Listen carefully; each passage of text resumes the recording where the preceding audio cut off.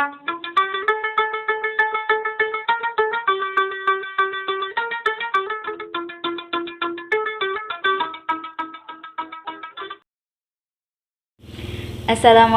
warahmatullahi wabarakatuh.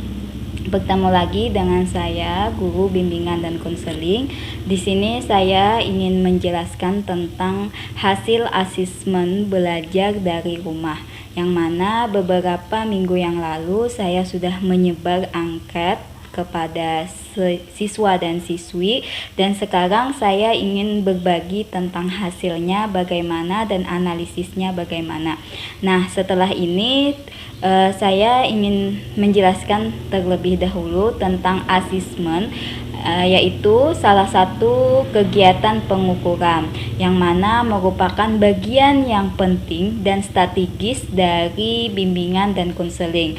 Asesmen ini bertujuan untuk memperoleh data-data konseli atau data-data siswa secara tepat, menelaah secara mendalam apa yang menyebabkan masalah konseli, menyebabkan masalah siswa yang muncul yang dapat kita ketahui melalui asesmen atau angket nantinya yang kita bagikan kepada siswa.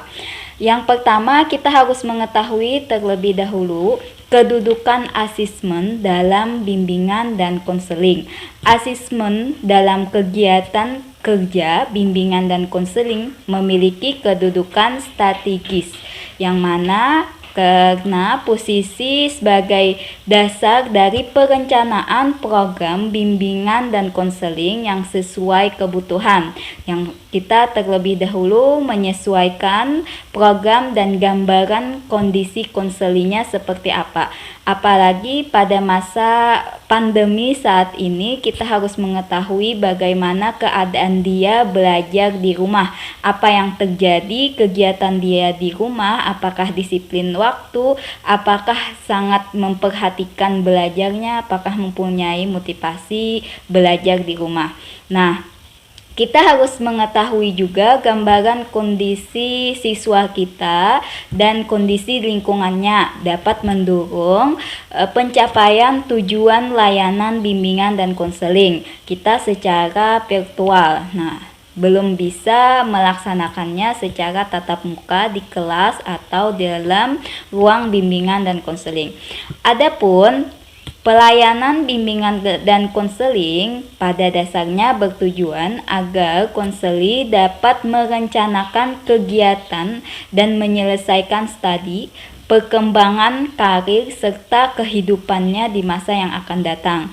Nah, yang kedua itu dapat mengembangkan seluruh potensi dan kekuatan yang dimiliki seoptimal mungkin. Yang ketiga, siswa atau konseli tersebut dapat menyesuaikan diri dengan lingkungan pendidikan, masyarakat, serta lingkungannya, mengatasi hambatan dan kesulitan yang dihadapi dalam studi atau menyesuaikan dengan lingkungan pendidikan masyarakat maupun lingkungan kerja. Nah, seperti itu tadi tentang tujuan konseli dalam pelayanan kita sebagai guru bimbingan dan konseling ini.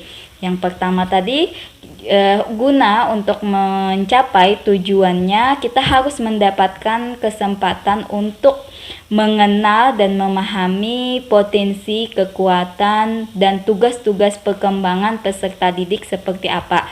Mengenal dan memahami potensi atau peluang yang ada di lingkungannya. Langsung saja kita simak baik-baik tentang asesmen hasil belajar dari rumah. Nah, sebelumnya saya sudah membagikan link kepada siswa-siswi dengan responden 116 orang. Ini menggunakan Google Form, yang mana kita bisa melaksanakannya di rumah saja dan menghemat biaya untuk print out sebuah angket ini. Baiklah, kita akan lanjut ke pembahasannya tentang hasil asesmen belajar dari rumah. Yang pertama itu ada daftar isi, latar belakang, metode, himpunan data, analisis, dan penutup. Langsung kita ke latar belakangnya itu munculnya kebosanan dan masalah siswa. Yang kedua, asesmen diperlukan sebagai informasi dalam pengambilan keputusan.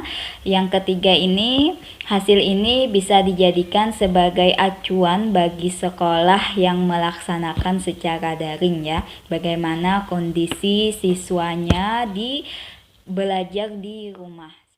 Lanjut, kita metode ini berisi informasi responden, waktu asesmen dan informasi yang digali. Terus respondennya ini memiliki kami siswa kelas 7, 8, dan kelas 9 yang berjumlah 116 orang pada tahun ajaran 2020-2021. Lanjut pelaksanaannya. Nah, pertama pelaksanaannya dilaksanakan secara daring online, yaitu kita menggunakan Google Form yang mana dibuka waktu kemarin ya, bulan Agustus tanggal 7 sampai tanggal 8 Agustus 2020 menggunakan Google Form. Pertanyaannya hanya ada 8 pertanyaan saja. Siswa dapat menjawab. Yang pertama, identitas siswa. Ini sangat penting ya, ada nama, ada kelas, dan alamatnya. Nah, setelah itu kami akan menanyakan di Google Form itu tentang asesmen ini, alat yang digunakan belajar dari rumah, terus ketersediaan jaringan internet, aplikasi yang mudah digunakan saat belajar dari rumah, masalah yang dihadapi saat belajar dari rumah, bagaimana peran orang tua di rumah ya dalam membantu belajar kita. Setelah itu ada lagi nih metode belajar yang disukai oleh peserta didik. Yang terakhir ini, keinginan kalian saat ini seperti apa? Apakah belajarnya di rumah nyaman atau lebih memilih kita belajarnya di. Kita lanjut ke himpunan data nih. Himpunan data ini yang mana dalam waktu 2 hari pengisian angket atau asesmen secara Google Form, maka hasilnya akan kita dapat lihat ya. Pertama ini dalam hasilnya seperti ini. Pertanyaan pertama ya, alat yang digunakan belajar dari rumah itu ada pilihannya, apakah siswa itu milik HP-nya sendiri atau milik orang tua, pinjam HP saudara, HP bersama satu keluarga. Ternyata hasil yang membuktikannya seperti ini. Nanti setelah ini tampilan dari hasil siswa memilih tentang pertanyaan yang pertama, alat yang digunakan belajar dari rumah. Berikutnya nanti kita baca analisisnya seperti apa. Ya, ketahuan ya, yang warna biru itu artinya siswa memiliki HP sendiri ya. Paling sedikit itu ada 2 nih, HP orang tua dan HP bersama. Rata-rata ya, biasanya pinjaman sama-sama satu rumah satu HP. Selanjutnya, pertanyaan kedua, bagaimana sih ketersediaan jaringan internet pada siswa kami nih, peserta didik kami. Yang pertama itu tadi kan warna hijau itu membeli voucher wifi. Nah, banyak ya, 75%. Ada juga orang tua membelikan paket data. Yang warna merah itu menyisihkan uang untuk membeli paket data. Di sini ada pilihannya ya, warna-warnanya itu. Jadi siswa itu dibebaskan untuk mencari pilihannya seperti apa. Apakah dia menggunakan ketersediaan jaringan itu pakai wifi atau paket data ya. Atau gratis nih, menggunakan wifi gratis karena difasilitasi oleh sekolahan atau difasilitasi oleh kantor desa. Selanjutnya ini aplikasi yang mudah digunakan saat belajar di rumah. Bagaimana? Kebanyakan ya kami dari segenap instansi sekolah manapun biasanya itu menggunakan Classroom ya. Ada juga yang WhatsApp ya. Rata-rata ini Classroom sama WhatsApp. Pastinya seperti itu. YouTube cuma sedikit dan Google Meet tidak ada. Mungkin ya belum tersentuh lagi Google Meet-nya karena mungkin memorinya yang penuh atau masih belum bisa menggunakannya. Rata-rata siswa di sini memilih Classroom ya. yang mudah digunakan saat belajar. Nah, ini ada hal yang paling menarik, masalah yang dihadapi saat belajar dari rumah. Pertama, itu pilihannya masalahnya apakah kotanya terbatas, kesulitan sinyal, sulit memahami materi, sulit membagi waktu belajar dengan pekerjaan rumah, kehilangan semangat belajar karena tidak ada teman, atau waktu habis karena game, ya kan? Bagaimana hasil buktinya? Bisa kita lihat di sini ada pilihan yang paling banyak itu 37,1% itu memilih sulitnya memahami materi. Nah, seperti itu ya. Pertanyaan selanjutnya, bagaimana peran orang tua di rumah? Pilihannya itu yang pertama, orang tua ini selalu mendampingi dan menanyakan soal pengerjaan tugas kita. Yang kedua, kadang mendampingi dan menanyakan pengerjaan tugas. Kadang-kadang nih, ada juga orang tua yang selalu, ada juga orang tua yang kadang-kadang. Yang ketiga itu ada juga orang tua yang menanyakan pengerjaan tugas, akan tetapi tidak pernah mendampingi belajar. Yang pilihan keempat ini, ada juga orang tua yang tidak pernah mendampingi anaknya dalam belajar di rumah dan tidak pernah menanyakan pekerjaan tugas si anak ini. Nah, ini khawatirnya nanti akan berdampak negatif, yaitu ketinggalan tugas-tugas PR atau ketinggalan materi, kesulitannya belajar karena kurangnya pengawasan dari orang tua. Pilihan yang banyak itu warna merah ya. Itu warna merah 34,5 maksudnya ya. Kadang-kadang iya orang tua itu mendampingi dan menanyakan pengerjaan tugas. Disusul dengan orang tua yang selalu menanyakan. Nah, orang tua yang selalu menanyakan tapi tidak pernah mendampingi si anaknya untuk belajar. Nah, ini bisa juga untuk orang tua di rumah kalau yang melihat hasil dari survei asesmen ini ya, dari siswa-siswa kita, bahwa ini perlu kesadaran kerjasama antara guru dan orang tua juga di rumah dalam belajarnya. Selanjutnya ini metode belajar yang disukai, bagaimana metodenya? Yang pertama ada itu siswa mengerjakan latihan soal atau menonton video pembelajaran atau membaca buku paket atau buku pelajaran. Ini ada hasil yang terbanyak itu siswa paling suka nih kalaunya kita memberi video pembelajaran, mempunyai 38,8% ya dari 116 responden kita. Yang paling sedikit itu siswa kurang suka dalam membaca buku paket pelajaran, lebih suka melalui media video ya. Media kita bisa di YouTube atau kita langsung kirim videonya ke siswa untuk memahami bagaimana pembelajarannya untuk mengerjakan soal. Tuh, kita lanjut. Nah, ini banyak sekali pilihannya 87,1%, yaitu keinginan kalian saat ini. Pilihannya belajar di rumah atau belajar di sekolah. Nah, kita perlu berdoa juga dan berusaha semoga kita bisa bertemu langsung di sekolah kita untuk belajar secara tatap muka, secara langsung. Semoga ini tercapai ya kita, dan semuanya seluruh Indonesia cepat sembuh. Karena banyak siswa-siswa kita di luar sana juga menginginkan dia untuk kembali ke sekolah, belajar di sekolah. Dengan hasil ini 37,1%. Nah, dan 12%-nya itu belajar di rumah. Banyak yang memilih untuk belajar di sekolah.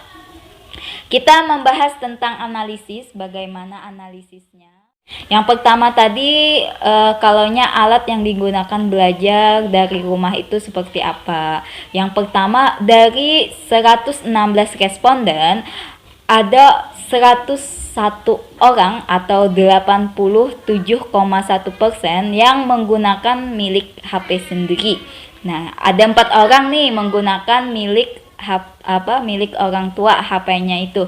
Yang ada juga 7 orang meminjam HP saudara, misalnya ada punya kakak ya, adiknya mau belajar pinjam dulu. Dan ada 4 orang yang menggunakan HP bersama-sama satu keluarga. Jadi ada 4 siswa, cuma punya satu HP untuk satu keluarga. Hal ini berdampak pada kebebasan dalam mengerjakan tugas baik pada jam sekolah maupun di luar jam sekolah. Nah, siswa yang tidak memiliki HP sendiri perlu diberikan keringanan saat mengalami kendala, terutama saat HP yang ingin dipinjamnya masih digunakan oleh pemiliknya, misalnya oleh saudaranya, oleh orang tuanya. Jadi sebagai guru ya, misalnya ada siswa yang telat mengumpul tugas, siswa yang telat mengabsennya, mungkin karena ini permasalahannya karena HP-nya saling pinjam meminjam gitu ya. Kita lanjut, untuk ketersediaan jaringan tadi kita sudah jelas, totalnya ada 75% siswa tidak mengalami kendala ketersediaan jaringan internet dengan cara membeli ya voucher wifi. Ini karena di lingkungan kami ini mungkin sudah banyak, setiap desa sudah ada terpasang wifi itu, cuma kita menyediakan untuk beli vouchernya saja. Harganya sangat terjangkau oleh siswa dan 11% ini ada juga siswa yang menggunakan wifi gratis. Wifi gratis ini mungkin karena di rumahnya punya wifi ya, jadi gratis karena milik orang tua kah atau saudara kah, gimana itu. Ada nih 7,8% dan 6%-nya siswa menggunakan paket data karena orang tua memfasilitasi kuota internet untuk kepentingan pembelajaran, serta siswa terlatih untuk menyisihkan uang saku agar bisa membeli kuota internetnya. Alhamdulillah ya, anak siswa-siswanya itu ada yang bisa membeli paket data dengan uang jajannya. Hal ini perlu ya diperhatikan adalah penggunaan wifi. Nah, penggunaan voucher wifi ini karena dikhawatirkan kesulitan untuk mengakses internet ketika listrik padam, maka wifi-nya tidak bisa digunakan sehingga kondisi belajarnya terhambat. Walaupun ada juga yang paket data itu jaringannya, sinyalnya bisa, itulah dari terhambatnya kita belajar secara daring. Lanjut ya, aplikasi yang mudah digunakan saat belajar dari rumah, yaitu tadi sudah disebutkan ya, aplikasi Google Classroom. Nah, ini mungkin kami sepakat untuk seluruh mata pelajaran itu memberikan tugas, memberikan materi, absen kehadiran itu di Classroom sebagai media pembelajaran online. Hal ini telah direspon oleh sebanyak 60,3%. Selanjutnya 36,2% siswa lebih senang belajar di aplikasi WhatsApp. Mungkin agak kurang berat ya aplikasinya ini, WhatsApp, untuk saling berkomunikasi dengan guru mata pelajaran. Setelah itu aplikasi tersebut menjadi penunjang untuk memberikan informasi kepada siswa dan mendukung dalam pembelajaran. Nah, aplikasi YouTube 3,5% karena YouTube ini hanya sekedar memberikan video pembelajaran tadi yang paling diminati oleh peserta didik menonton video-video di YouTube, bukan untuk sarana kehadiran atau pemberian tugas segalanya. Dan 0% untuk Google Meet ya. Ada juga beberapa siswa yang berpengalaman dan menggunakan YouTube, aplikasi browser. Hal ini menjadi peluang bagi guru agar bisa memanfaatkan media lain dalam proses pembelajaran. Jadi, kita jangan sampai menyerah sebagai guru BK, guru mata pelajaran. Banyak aplikasi-aplikasi yang memudahkan kita untuk memberikan materi pembelajaran. Contohnya saja ini tadi ya, YouTube ya, atau juga WhatsApp dengan voice note atau video call nanti ya pembelajaran. Kalaunya Google Meet bisa juga nanti disosialisasikan kepada peserta didik. Insya Allah sampai ke sini kami sudah menggunakan aplikasi Zoom juga. Lanjut, kita masalah yang dihadapi saat belajar dari rumah. Tadi angka tertingginya itu apa? Yaitu sulitnya memahami materi dengan jumlah 37,1%. Hal ini cukup lumrah ya, karena siswa hanya mendapatkan materi dari media perantara tanpa menjelaskan langsung dari gurunya. Mungkin ada juga gurunya menjelaskan dari virtual dengan video-video, namun kurangnya cara memperhatikannya siswa tersebut ya. Guru perlu menyikapi masalah ini dengan mengemas pemberian materi secara sederhana, tetapi mudah dipahami oleh siswa. Perlu juga memberikan alternatif materi dari berbagai sumber sehingga siswa bisa memilih sumber mana yang lebih mudah dipahami. Nah, jadi seperti itu ya, sumber materi ini bisa kita berikan dengan format video, dengan PowerPoint, dengan PDF dan sebagainya, agar siswa kita bisa belajar lah. Intinya di rumah, niat kita sebagai guru pendidik itu agar dia bisa tetap belajar walaupun hanya di rumah.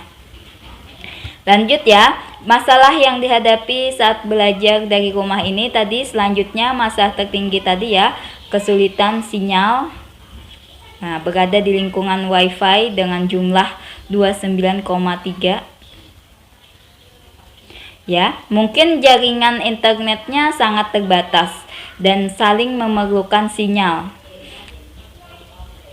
yang kuat. Hal ini membuat siswa terlambat dalam mengikuti pembelajaran daring. Ini masalah-masalah siswa yang agak kurang itu ya. Tadi ada yang pertama dia kurangnya memahami materi pembelajaran. Setelah itu jaringannya yang kurang sangat terbatas. Walaupun pakai WiFi mungkin ada agak lelet atau koneksinya gitu ya. Nah, masalah yang ketiga yaitu tadi ada 17,2% sulit membagi waktu belajar dengan pekerjaan rumah. Karena berada di rumah, jadi mau tidak mau harus membantu orang tua juga pada saat pagi hari misalnya ya kan. Kalau kita di sekolah ya, tugas kita dari pagi langsung berada di sekolahan gitu. Nah, jadwal yang kurang teratur membuat siswa kelelahan membagi waktu mengerjakan tugas, membantu orang tua, terus tugasnya terlalaikan karena berbagai macam aspek masalah di lingkungannya sekitar. Misalnya mengasuh adik juga, atau diganggu oleh teman-teman adik-adiknya misalnya gitu ya. Yang ini ada urutan yang keempat itu ada 12,1%, yaitu kehilangan semangat belajar karena tidak ada teman. Ini wajar ya, karena di rumah mungkin misalnya anak tunggal belajar sendiri. Biasanya kan kalau di kelas ada kerja kelompok, terus ada teman-teman sebangku gitu ya. Teman di sebelah kita belajar bisa menanyakan secara langsung. Nah, itu ada juga yang terakhir ini 2,6% itu kota terbatas dan 1,7 waktu habis karena game. Alhamdulillah kalau di sini siswanya mungkin ya menjawab pertanyaan waktu habis karena game itu cuma 1,7%. Nah, jadi ini ya untuk semangat belajar dapat diberikan bantuan berupa proses bimbingan dan konseling oleh guru BK ya, dan siswa yang mengalami kesulitan memahami materi akan diberikan dengan layanan konseling video call. Kenapa permasalahannya, terus kesulitannya itu di mana, apakah terlalu banyak bahan materinya, itu bisa nanti kita konsultasikan juga dengan guru mata pelajaran yang bersangkutan, materi apa saja yang kurang paham. Kita harus tahu nih proses belajar siswanya seperti apa. Lanjut, ini bagaimana peran orang tua di rumah ya. Banyak data yang tertinggi adalah 3,4%. Kadang mendampingi dan menanyakan tugas. Sebagian orang tua yang mendampingi dan sebagian lainnya orang tua juga menanyakan tugas sekolah.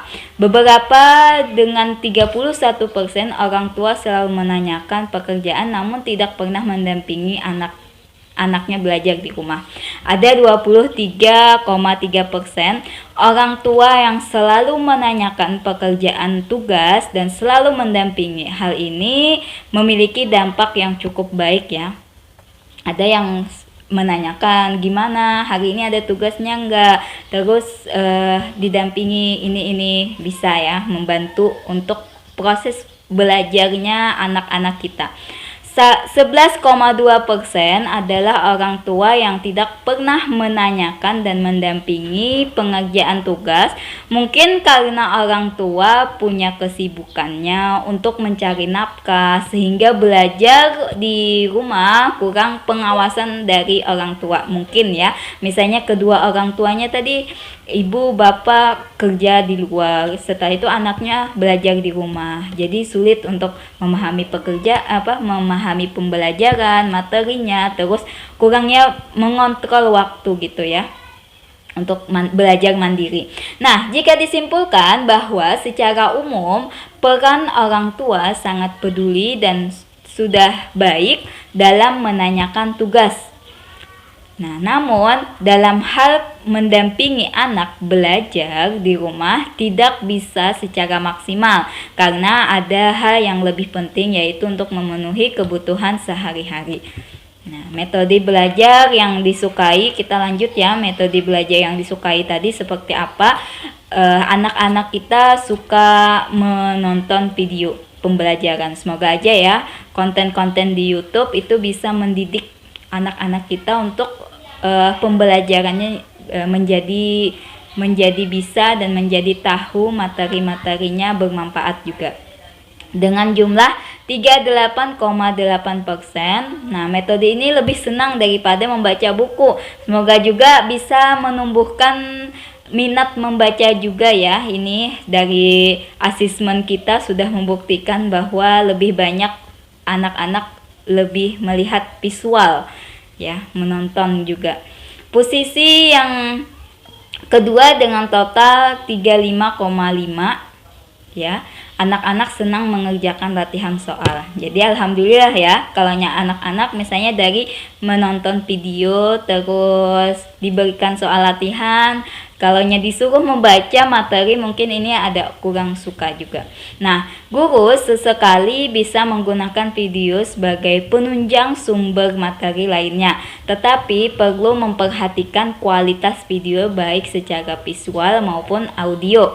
Nah, agar siswa tertarik dan mendapat pengetahuan yang lebih baik. Semoga aja ya bisa diterima oleh siswanya juga nih. Nah, ini yang terakhir ya, pertanyaan yang terakhir, keinginan kalian saat ini, keinginan siswanya, mungkin keinginan seluruh guru-guru juga, keinginan seluruh siswa juga ya. Jumlah siswa yang menginginkan belajar di sekolah jauh lebih di atas siswa yang ingin tetap belajar di rumah. Hal ini karena memang ada aspek tertentu yang membuat belajar di sekolah lebih terasa menyenangkan. Misalnya bisa bertemu dengan teman, dengan guru, bisa berinteraksi dan bisa mengembangkan keterampilan lainnya di sekolah. Sedangkan di rumah kan kita aktivitasnya ya tetap di rumah saja. Tidak bisa berinteraksi atau berdiskusi dengan teman. Nah, siswa menginginkan kembali belajar di sekolah dengan jumlah 87,1% dan 12,9% belajar di rumah saja. Yang pengennya ya lebih banyak ke sekolah. Hal tersebut membuktikan bahwa keinginan siswa belajar di sekolah secara tatap muka jauh sangat tinggi dibandingkan dengan belajar di rumah atau belajar secara daring. Semoga bermanfaat ya, ini kita dapat bisa menikmati prosesnya di tahun 2020. Di semester ini kita belajar secara daring, dapat pengalaman baru dari dari hal yang tidak bisa menjadi bisa. Nah, penutup, kita simpulkan secara umum kondisi ketersediaan sarana belajar siswa di rumah sudah cukup baik. Siswa memiliki keterampilan yang baik dalam mengoperasionalkan aplikasi Classroom sebagai pendukung belajar. Sebagai orang tua, sangat penting berperan dalam proses belajar secara daring agar siswa mendapat dukungan dan pendampingan yang baik ya. Belajar di sekolah adalah keinginan terbesar oleh siswa-siswi. Ya, terima kasih. Itu saja penyampaian dari saya. Semoga ini hasil asesmen belajar dari rumah dapat bermanfaat dan dapat kita melaksanakan asesmen-asesmen selanjutnya, membagikan angket, mengadministrasikan tentang instrumentasi dalam bimbingan dan konseling. Semoga bermanfaat. Mohon maaf apabila ada salah pengucapan atau salah penyampaian. Wabillahi taufik wal hidayah. Wassalamualaikum warahmatullahi wabarakatuh.